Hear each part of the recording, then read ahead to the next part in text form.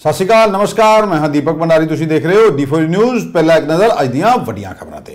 2024 ਦੇ ਵਿੱਚ ਹੋਣ ਵਾਲੀਆਂ ਲੋਕ ਸਭਾ ਇਲੈਕਸ਼ਨਾਂ ਨੂੰ ਲੈ ਕੇ ਵਿਪਕਸ਼ੀ ਦਲ ਇਕਜੁੱਟ ਹੋਏ ਬੰਗਲੌਰ ਦੇ ਵਿੱਚ ਕੀਤੀ ਸਾਂਝੀ ਬੈਠਕ ਤੇ ਵਿਰੋਧੀ ਧਿਰ ਦੇ ਆਗੂਆਂ ਨੇ ਇਸ ਗੱਠਜੋੜ ਦਾ ਨਾਂ ਰੱਖਿਆ ਇੰਡੀਆ।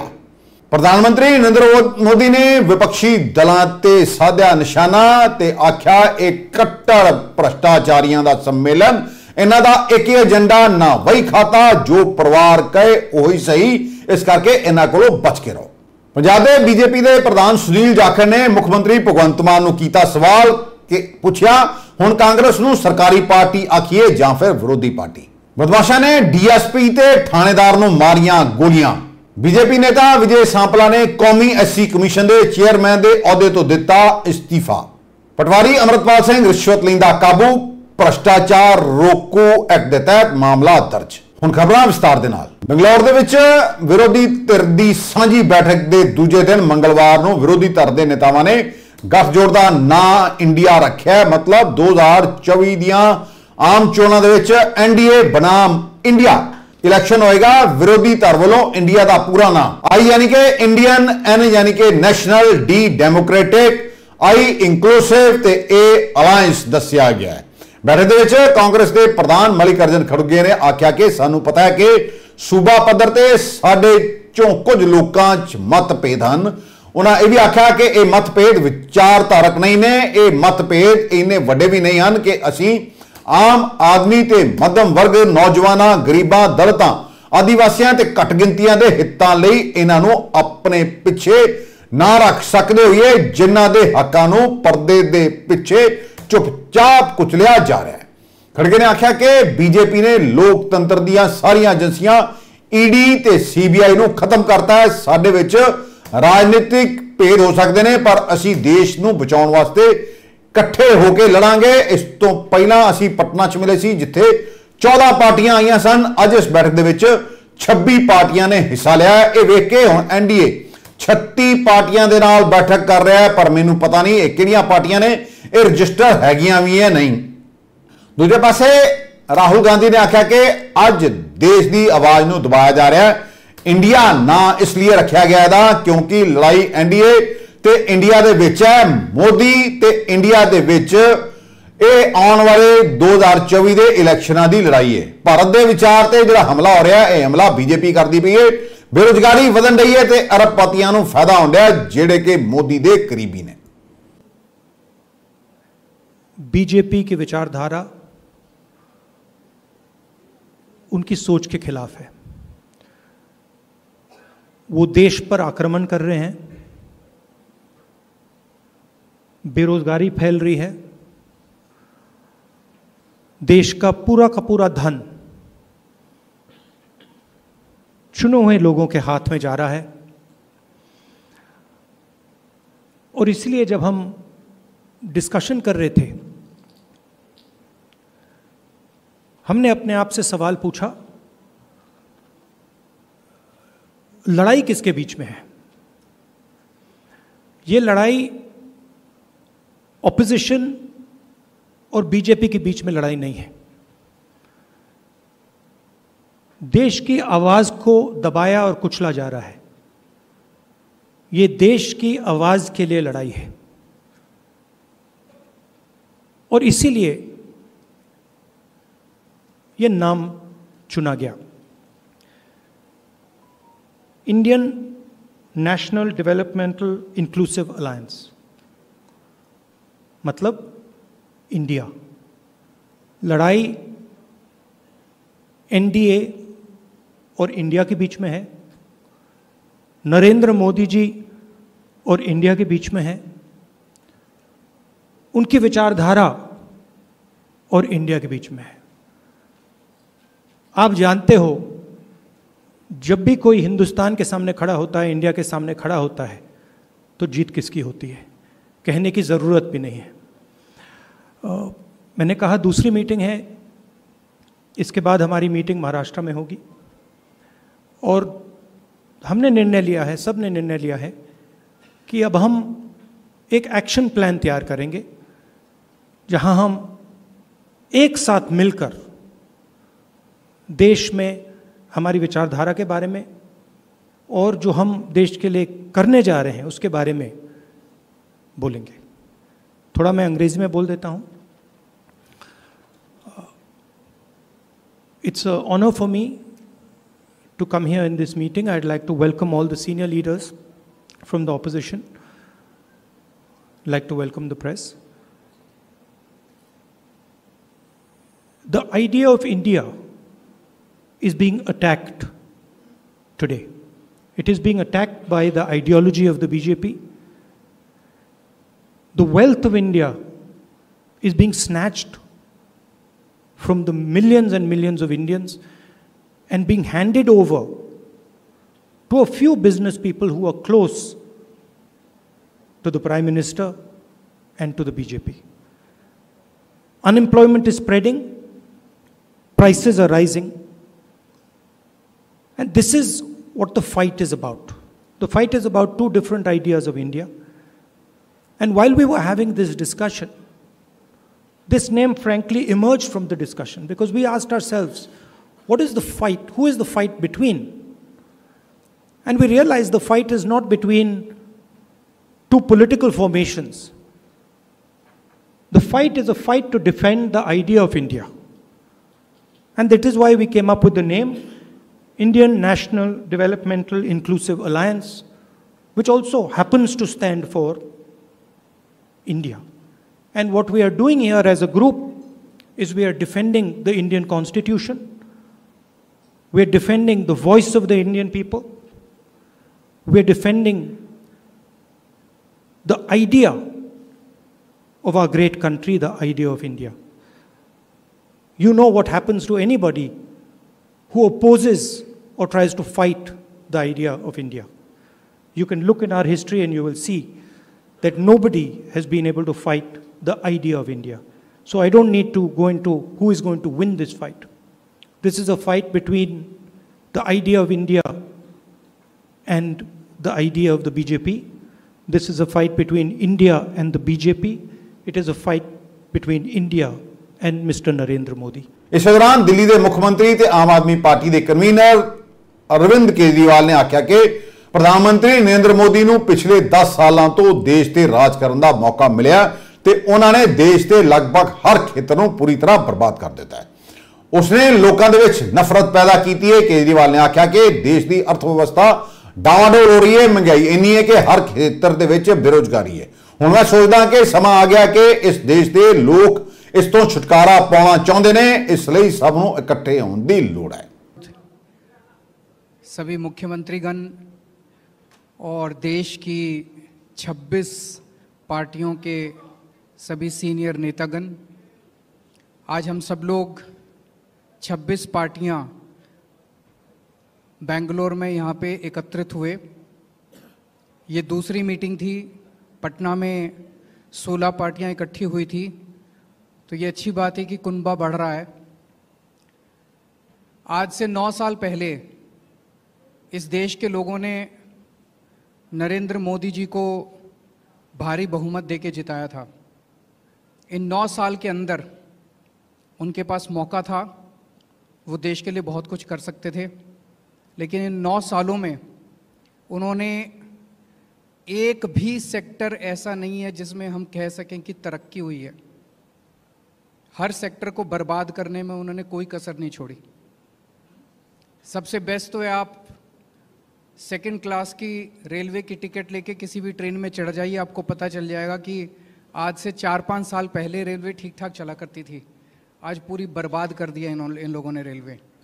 इन्होंने इकोनॉमी बर्बाद कर दी, इन्होंने रेलवे बर्बाद कर दी, सारे एयरपोर्ट बेच दिए, इन्होंने जहाज बेच दिए, आसमान बेच दिया, धरती बेच दी, पाताल बेच दिया, सब कुछ इन्होंने अपने लोगों को बेच दिया, कोई कसर नहीं छोड़ी।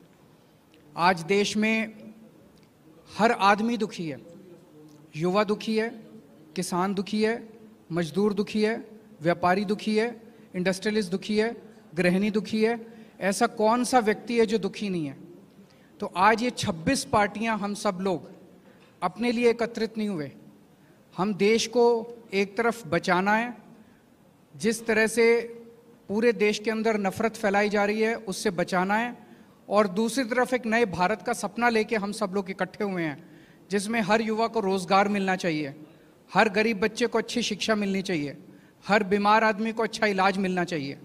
ये सपना लेके हम सब लोग इकट्ठे हुए हैं, जहाँ पे ऐसा भारत होगा जहाँ सब सुख शांति होगी, प्यार मोहब्बत होगी और देश तरक्की करेगा, ना कि देश के संसाधन जो हैं कुछ लोगों के लिए, चंद लोगों के लिए लुटाए जाएंगे। आज बहुत अच्छा डिस्कशन हुआ। दूजे पासे ਬੰਗਲੌਰ ਦੀ ਵਿਪਕਸ਼ ਦੀ 2 ਦਿਨ ਦੀ ਬੈਠਕ ਮੰਗਲਵਾਰ ਨੂੰ 4 ਵਜੇ ਖਤਮ ਹੋ ਗਈ। ਦੂਜੇ ਪਾਸੇ ਦਿੱਲੀ ਅਸ਼ੋਕਾ ਹੋਟਲ ਦੇ ਵਿੱਚ ਨੈਸ਼ਨਲ ਡੈਮੋਕ੍ਰੈਟਿਕ ਅਲਾਈਅੰਸ ਐਨਡੀਏ ਦੇ 38 ਦਲਾਂ ਦੀ ਮੀਟਿੰਗ ਸ਼ੁਰੂ ਹੋ ਗਈ ਹੈ, ਜਿਹਦੀ ਅਧਿਕਸ਼ਤਾ ਪ੍ਰਧਾਨ ਮੰਤਰੀ ਨਰਿੰਦਰ ਮੋਦੀ ਕਰ ਰਹੇ ਨੇ। ਐਨਡੀਏ ਦੇ 25 ਸਾਲ ਤੇ ਕੇਂਦਰ ਦੇ ਵਿੱਚ 9 ਸਾਲ ਪੂਰੇ ਹੋਣ ਤੋਂ ਬਾਅਦ ਇਹ ਬੈਠਕ ਬੁਲਾਈ ਗਈ ਹੈ। ਇਹਦੇ ਵਿੱਚ 2024 ਲੋਕ ਸਭਾ ਇਲੈਕਸ਼ਨਾਂ ਤੇ ਇੱਕ ਵਾਰ ਫਿਰ ਐਨਡੀਏ ਦੀ सरकार किवें बनाउणी है इहदे ते भी चर्चा की जाएगी। एनडीए मई 1998 च बनिया सी, उदों जार्ज फर्नांडिस ने इहदे विच महत्वपूर्ण भूमिका निभाई सी।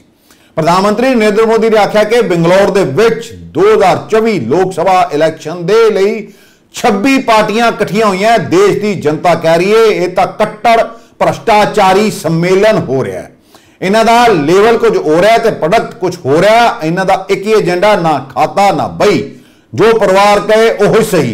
देश की जनता इन्हां तो बच के रहे। उन्हां यह भी आख्या कि विपक्षी दलां दे लई देश के गरीबां दे बच्चों का विकास नहीं बल्कि अपने बच्चों ते भाई भतीजियां का विकास मायने रखता है। इन्हां दी एक ही विचारधारा ते एक ही एजेंडा है, अपना परिवार बचाओ ते परिवार लई भ्रष्टाचार वधाओ। अगर कोई किसी समाज का अपमान करता है, अदालत से सजा पाता है, तो उसकी बड़ी आवाभगत होती है। अगर पूरा का पूरा परिवार ही जमानत पर है तो उसकी और ज्यादा खातिरदारी होती है। अगर किसी दल का कोई वर्तमान मंत्री भ्रष्टाचार के मामले में जेल जाता है तो उसे एक्स्ट्रा नंबर देकर स्पेशल इनवाइटी बुलाकर बुलाया जाता है। न खाता न वही, जो परिवार कहे वही सही। Family first, nation nothing. अगर पूरा का पूरा परिवार ही जमानत पर है तो उसकी और ज्यादा खातिरदारी होती है। अगर किसी दल का कोई वर्तमान मंत्री भ्रष्टाचार के मामले में जेल जाता है तो उसे एक्स्ट्रा नंबर देकर स्पेशल इनवाइटी बुलाकर बुलाया जाता है। अगर कोई किसी समाज का अपमान करता है, अदालत से सजा पाता है, तो उसकी बड़ी आवाभगत होती है। अगर कोई अदालत से करोड़ों के घोटाले में दोषी पाया गया है तो इस बैठक में शामिल होने की उसकी क्वालिफिकेशन और बढ़ जाती है। बल्कि ये लोग तो उससे मार्गदर्शन मांगते हैं। कांग्रेस ते आम आदमी पार्टी दे विच होए समझौते तो बाद हुण पंजाब बीजेपी दे प्रधान सुनील जाखड़ ने पंजाब दे मुख मंत्री भगवंत मान ते तंज कसिया ते सवाल किया कि कांग्रेस ते आप दे समझौते तो बाद कांग्रेस नूं किहड़ी पार्टी आख्या जाए। उन्हें ट्वीट किया तो लिखा कि भगवंत मान जी, कांग्रेस ते आप दे समझौते तो बाद हुण कांग्रेस नूं सरकारी पार्टी आखिए या फिर विरोधी पार्टी। इस तो पहला बीती रात सीनियर अकाली लीडर बिक्रम सिंह मजीठिया ने भी कांग्रेस ते आम आदमी पार्टी दे विचकार होए समझौते नूं लैके सवाल चुके सन। तुहानूं दस दईए कि सुनील जाखड़ दा यह ट्वीट उदों सामने आया जदों विरोधी तरह की मीटिंग बेंगलौर दे विच चल रही सी ते इस मीटिंग दे विच शामिल होने लई आम आदमी पार्टी दे कौमी कन्वीनर अरविंद केजरीवाल, पंजाब दे मुख मंत्री भगवंत मान, संजय सिंह ते राघव चड्डा भी पहुंचे सन। झारखंड के रामगढ़ जिले के पतरातू तो मुठभेड़ की खबर सामने आई है। अमन साहब गिरोह के अपराधियों को फड़न गई पुलिस। एटीएस रांची के डीएसपी नीरज कुमार ते रामगढ़ जिले के सब इंस्पैक्टर सोनू कुमार को गोलियां मारिया गई ने।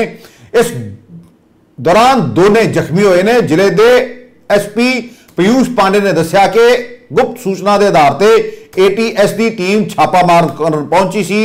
जदों टीम उत्थे पहुंचती है अपराधियों को फड़न वास्ते ते उन्हां वालों गोली चला दी जाती है। इस दे विच रामगढ़ जिले के ਰਾਜਰੱਪਾ ਥਾਣੇ ਦੇ ਵਿੱਚ ਤੈਨਾਤ ਇੱਕ ਡੀਐਸਪੀ ਤੇ ਇੱਕ ਸਬ ਇੰਸਪੈਕਟਰ ਜ਼ਖਮੀ ਹੋਏ ਨੇ। ਉਹਨਾਂ ਇਹ ਵੀ ਦੱਸਿਆ ਕਿ ਪੁਲਿਸ ਟੀਮ ਵੱਲੋਂ ਮੁਲਜ਼ਮਾਂ ਨੂੰ ਫੜਨ ਲਈ ਤਲਾਸ਼ੀ ਅਭਿयान ਵੀ ਚਲਾਇਆ ਜਾ ਰਿਹਾ ਹੈ। ਦੋਸ਼ੀਆਂ ਨੂੰ ਕਿਸੇ ਵੀ ਕੀਮਤ ਤੇ बख्शिया नहीं जाएगा। रांची और रामगढ़ पुलिस की एक टीम यहाँ पर आई थी।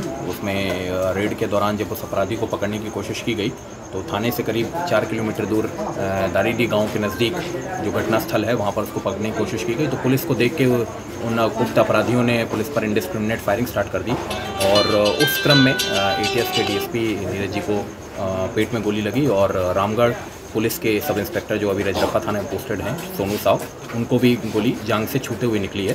दोनों की हालत अभी ठीक है और इनका मेडिकल अस्पताल में। बीजेपी के नेता विजय सांपला ने कौमी SC कमीशन के चेयरमैन के अहुदे तो अस्तीफा दे दिता है। उन्होंने इन्हों दसिया कि यह निजी कारणों करके अस्तीफा दिता गया है। सूत्रों के हवाले तो मिली जानकारी के अनुसार छेती ही उन्होंने पार्टी संगठन के विच शामिल किया जा सकता है। यह भी कहा जा रहा है कि उन्होंने पंजाब बीजेपी वड्डी जिम्मेदारी देन जा रही है। लोक सभा इलैक्शन 2024 की तैयारियों वास्ते हाईकमान ने विजय सांपला संवैधानिक अहुदे तो मुक्त करता है। केंद्रीय गृह मंत्री अमित शाह की गुरदासपुर की रैली के भी सांपला उन्होंने काफ़ी कोल विखे सन। हुशियारपुर च उन्होंने पोस्टर भी ला दिए गए हैं। हुण विजय सांपला वड्डी जिम्मेवारी दी जाएगी तो दूजे पासे यह चर्चा चल रही है कि केंद्रीय राज्य मंत्री सोम प्रकाश को केंद्रीय मंत्रिमंडल के विस्तार तो बाद बदलिया जा सकता है। उन्होंने छुट्टी ते जान की जिहड़ी है पूरी रूपरेखा तैयार कर ली गई है। इस करके उन्होंने मंत्रिमंडल दे विच शामिल नहीं किया जाएगा। उन्होंने थां ते किसी होर नूं मंत्रिमंडल दे विच शामिल करन ते विचार चल रहा है। पंजाब दे विच भ्रष्टाचार विरोधी मुहिम के तहत विजिलेंस ब्यूरो ने माल विभाग के पटवारी नूं रिश्वत लैंदियां काबू किया। जानकारी देंदियां विजिलेंस इंस्पैक्टर गुरमेल सिंह ने दस्सिया कि सेवक सिंह वासी मौड़ नाभा दा अपनी जमीन के रस्ते संबंधी किसी दे नाल कोई झगड़ा चलदा सीगा। इस मामले नूं हल करवाउण लई पटवारी ने सेवक सिंह तो रिश्वत की मांग की सी। उन्होंने दस्सिया कि जब सेवक सिंह ने इस मामले विजिलेंस तक पहुंच की तो ट्रैप ला के DC कंपलैक्स बरनाला की 4 दीवारी के अंदरों पटवारी नूं रिश्वत लेंदे गिरफ्तार कर लिया गया। Bahujan action front for social justice committee वालों पंजाब बीजेपी के नवे बने प्रधान सुनील जाखड़ दा हुशियारपुर फेरी के दौरान दलितां नूं पैर की जुत्ती कहण के रोष के वजों कालियां झंडियां विखा के विरोध प्रदर्शन किया गया। प्रदर्शनकारी सुनील जाखड़ गो बैक ते पंजाब बीजेपी दलित ते घट गिनती विरोधी मुर्दाबाद के नारे भी ला रहे सन। इस मौके पर पत्रकारों नाल गलबात करदे आगुआं ने आख्या कि सुनील जाखड़ नूं बीजेपी ने प्रधान बना के साबित करता है कि वह दलित विरोधी पार्टी है। जिहड़ी बीजेपी पंजाब दे विच दलित मुख मंत्री बनाउण दी गल करदी सी, उसे बीजेपी ने दलित विरोधी सुनील जाखड़ नूं प्रधान बना के दलितां दे नाल धोखा कीता है। उन्होंने आख्या कि बीजेपी दे मूंह ते कुछ होर ते ढिड्डों दलित विरोधी ये पार्टी है। उन्होंने आख्या जब तक बीजेपी सुनील जाखड़ नूं प्रधान के अहुदे तो नहीं हटाउंदी पूरे पंजाब के अंदर बीजेपी का विरोध जारी रहेगा। पंजाब दे विच कांग्रेस दे विच सब कुछ ठीक ठाक नहीं चल रहा। हुणे खबर आ रही है पंजाब के कांग्रेस प्रदेश प्रधान अमरिंदर सिंह राजा वड़िंग नूं हटाया जा सकता है। हुण नवा प्रधान कौन होएगा इहदे ते भी चर्चा छिड़ गई है। यह भी कहा जा रहा है कि कांग्रेस के कौमी प्रधान मल्लिकार्जुन खड़गे छेती ही पंजाब दे विच कांग्रेस का नवा प्रधान बना देंगे, जिहड़ा कि बीजेपी के नवे प्रधान बनाए गए सुनील जाखड़ का मुकाबला कर सके। हुण यह भी कहा जा रहा है कि इस प्रधानगी की दौड़ दे विच नवजोत सिंह सिद्धू, रवनीत सिंह बिट्टू, मुनीश तिवारी, सुखविंदर सिंह रंधावा ते सुखपाल सिंह खैरा का नाम सामने आ रहा है।